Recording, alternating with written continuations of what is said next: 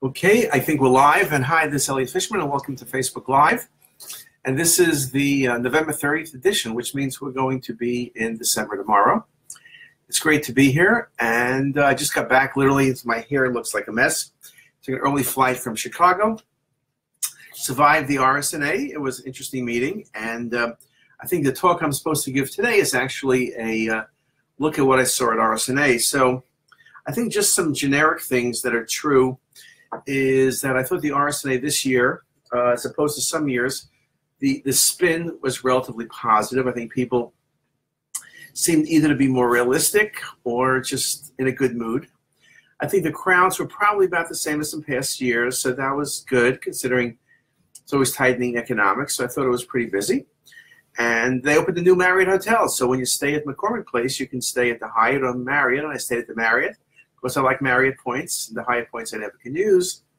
But it's a long walk, but everybody needs the steps. So if you go to RSNA, get the Marriott Marquis. Very nice. Anyway, so I guess perhaps the thing that kind of set the tone for RSNA was the opening session. And they had Dick Eman and Ron Pettigrew from NIH, and then Elias Sahuni, who used to be head of the NIH and used to be chair of radiology at Hopkins, and now is head of Sanofi Aventis in Paris. And I think the three of them gave, obviously, three different talks, but the message was somewhat clear. I think the first speaker, Dick Eman, kind of connected the past to the present, that things had changed, that radiology has done very well over time. We've made a lot of progress. And Pettigrew spoke a little bit about some of the progress, and Elias kind of took the progress to the next level and said where we need to be. And it's a typical Elias Sahuni talk. It was the ability to connect where we are to where we need to be. And I think he was very positive. He spoke about things like deep learning. He spoke about things like texture mapping or targeted detection of disease and targeted therapies, all the things that we look forward to in radiology. And so it was kind of a good start for the meeting in the sense that it was basically, that opening session starts at 8:30 and ends at 10:15. Everyone's there, and it's probably 6,000 or 7,000 people in the Erie Crown Theater. Many of you have been there before. And it was actually a really good kickoff for the RSNA because it basically told you that things were not going to be the same, okay, and that we need to move forward and not stay still or not surely go backwards. And so think about that for a second. And so there was very, very positive buzz. And then one of the things this year that was mentioned by the RSNA in advance was that AI, artificial intelligence, or deep learning, whatever you want to call it, was going to be a focus. And they had a small area way in the back of the lakeside where they have the regular exhibits, the computer exhibits, and posters.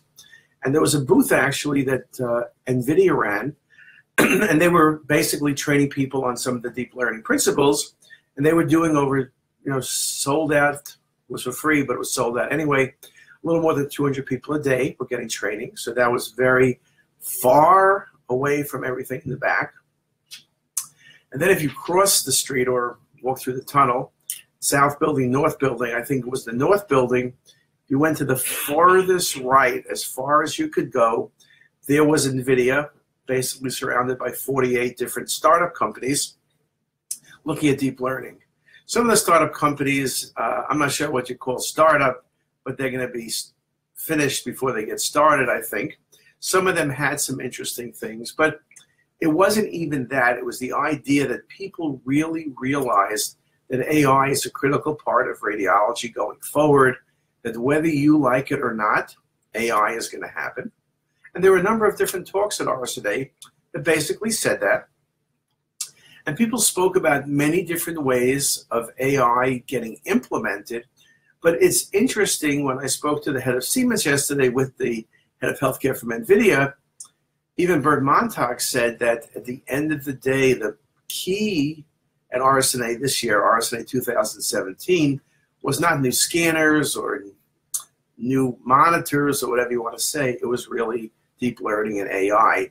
And every single company is really focusing. And you saw a number of product announcements during the week, things like Nuance, looking at deep learning with dictation, We saw GE speaking about deep learning and how they're going to implement it in their computers. And if you went to Siemens, you saw some of their early attempts at deep learning as well. So I think that became a very big focus. And in fact, beyond it being the focus, it is kind of interesting because the physical space that AI took was the worst position. It was way in the back. There was a black sign.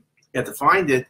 But Kimberly Powell, who's head of healthcare and in charge of deep learning and healthcare for NVIDIA, gave a lunchtime talk, which was that little stage. It was really, you know, rinky-dink, you'd have to say, because they just kind of put it up there. It was, you know, and every day they had different speakers. But she spoke around noon time.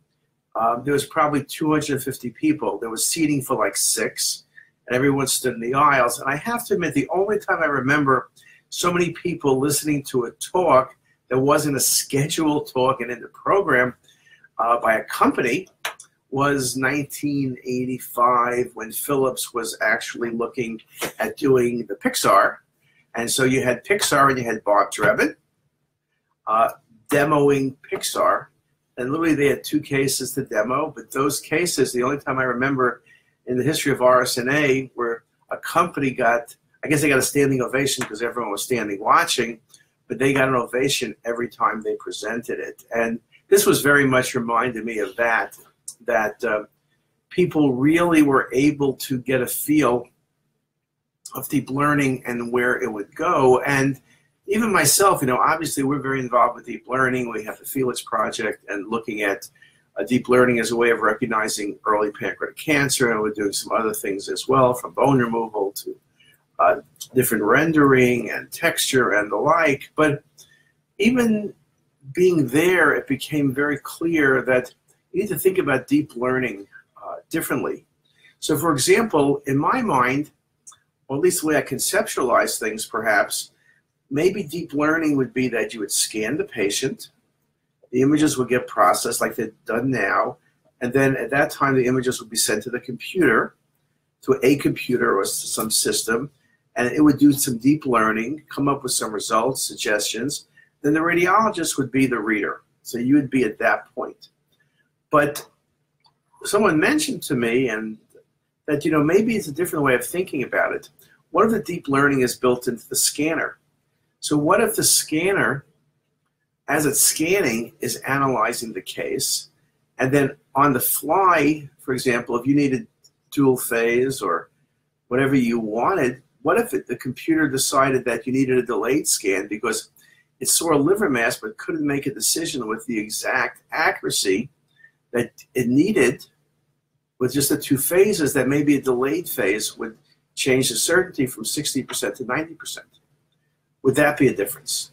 Okay, and so, or you're doing MR, and again, you can get a million sequences, but you do the T1, and while you're doing the T1, the computer is basically saying, you know, this looks like this kind of tumor, we need a T2, this way we need a fat saturation, we need this, that, and the other, and the computer is deciding on the fly, so it's optimizing the study that you can get. So I think that is very interesting because, you know, we maybe as radiologists, we tend to think of things a little bit downstream where things happen just prior to us, and that's kind of based on some of the deep learning we've done, or the CAD, where the CAD just happens at your workstation.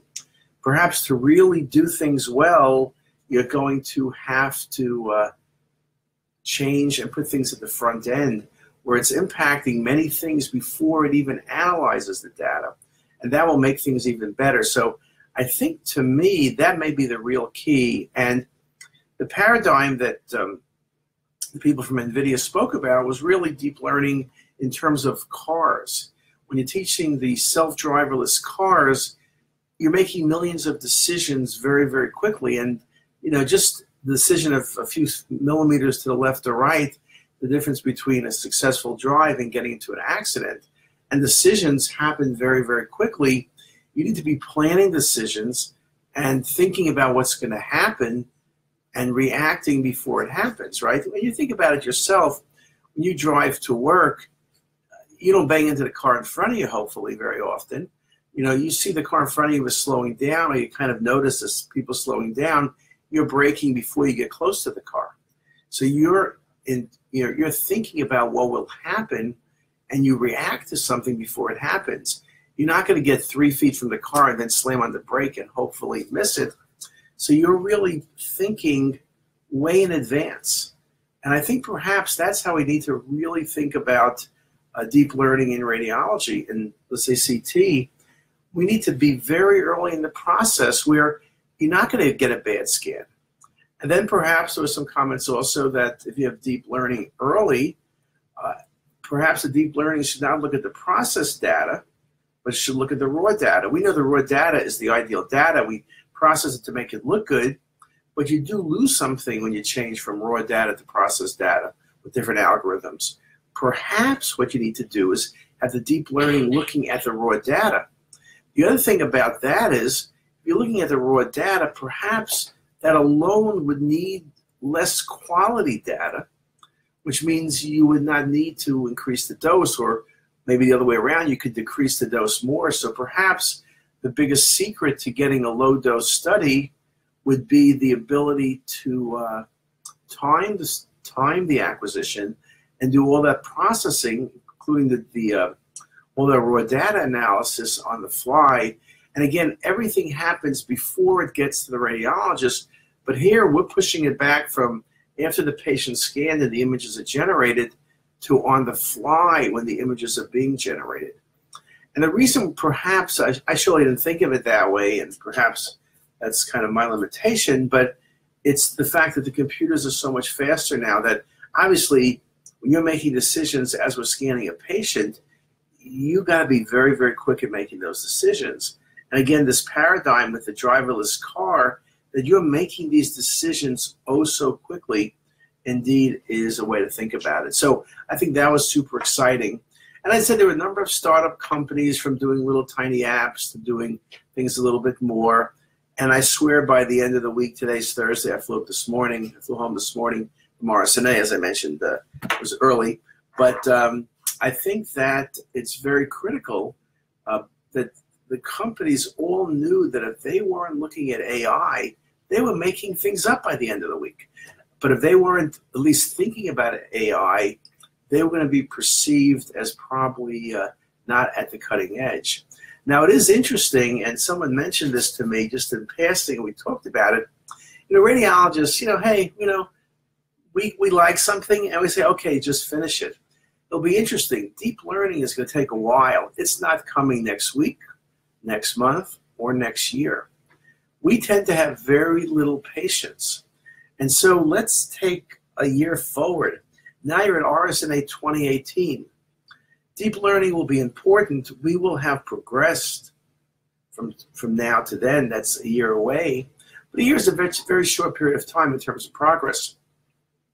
It'll be interesting because people are going to have very high expectations next year because we're radiologists. We're going to assume what people told us about this year is going to be happening and potentially available. It'll be closer, but what's going to be the conversation? Are you going to come back next year if you're a company and say, oh, we're working on AI applications and here's a few things we're thinking about, or you're going to show things, and if you show them, are they going to be behind closed doors where it's sort of a work in progress thing, or is it something going to be on the floor that's for sale? That's kind of an interesting question. I think you're not going to see real products of any importance probably for a couple of years, but that does not necessarily mean that's going to be the case.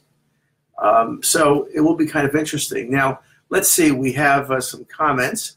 I did meet a lot of CTisus users at the meeting. People came up to me, said hi, and I know a lot of people are still traveling, but so if anyone has any questions about this, we can entertain the questions. But one thing we will do, just because it seemed so important over the year, is that we will try to have some lectures on deep learning, and sort of, I'll call it like deep learning for not that what's those books, something for idiots or something, what's the thing, all those book series? For dummies. Yeah, that's for dummies. Thank you, Rachel.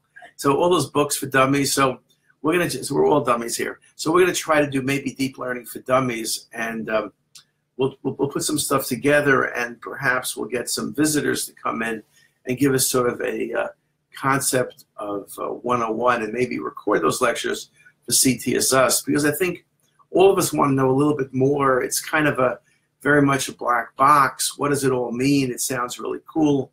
You read it in the paper, you read about it from NVIDIA and Amazon and all the companies, Apple, Facebook, Google, but what does it really mean? And as we get closer, what does the radiologist need to know, and how do we best prepare for it? So with that, I think my time is up. We had a question from Whitney on Instagram. We have a question from Whitney? Where? I'm reading Instagram. Any predictions of what you'll see differently in RSNA 2020? I think they'll have better t-shirts. What do you think will actually be? I think by RSNA 2020, so 2020 is 3 years from now. I think 2020 you will surely see products. I think things like we're doing with pancreas, I think will be integrated into workflow. I think by 2020, and actually I have to give a talk, Radiology 2025 at the LA Radiologic in January. So I've been kind of thinking what 2025 looks like. But I think that deep learning will be embedded into everything we do. If you think about CT, it'll be embedded on selecting scanner parameters for the patient based on the history. It'll tell you what the best protocol is. And then when you scan the patient, it'll on the fly, it'll be perhaps making decisions. And I think by 2020, you'll see the earliest variations of where the computers will help us understand better. Now, I will say the biggest challenge is there aren't many companies. Most of the companies I saw, there were little startups. They'll all be gone. Most of the big companies are slow behemoths. They're going to be slow behemoths. The companies like the Epics of the world, they're going to do nothing, as usual. Oh, I did see a couple companies, I did mention that, they changed their screens from green to yellow to red to blue to this to that. But that wasn't exactly progress. But I think you will see some, maybe it's academic driven, there'll be some focus through ACR. But I think the companies that want to survive, NVIDIA is trying to help those companies, but the companies that will do well were the companies that really go all out in making this happen. And I think 2020, there's a good chance it will happen. So Whitney's been involved with deep learning, so what we'll have to do is we'll get Whitney to come here and give us her view from outside of radiology where things need to be. And by the way, just for some of you to know, we're on Facebook Live, but we're also on Instagram Live. So I have a little bit harder time seeing the Instagram questions. I know there was a little bit of connectivity. I saw little screenshots going by, but we aren't, are you seeing companies offering AI that are being implemented today? I think a lot of people are saying they have AI. That's like if you go to the cafeteria and they're using AI to decide whether they want pizza with or without mushrooms. That is not AI, okay? But that's kind of most of what I saw AI. Everyone people on Sunday didn't have AI. By Wednesday, all their products were running AI. So you have to take that with a grain of salt. But we'll come back, we'll discuss it further, and we'll get Whitney to give us some insight. Whitney will be at the CES, Computer Electronics Show, which has about a third down medical. That's in early January, so perhaps we'll have Whitney come and speak to us after that meeting and let us know what she sees. Anyway, with that, see you next time. Bye.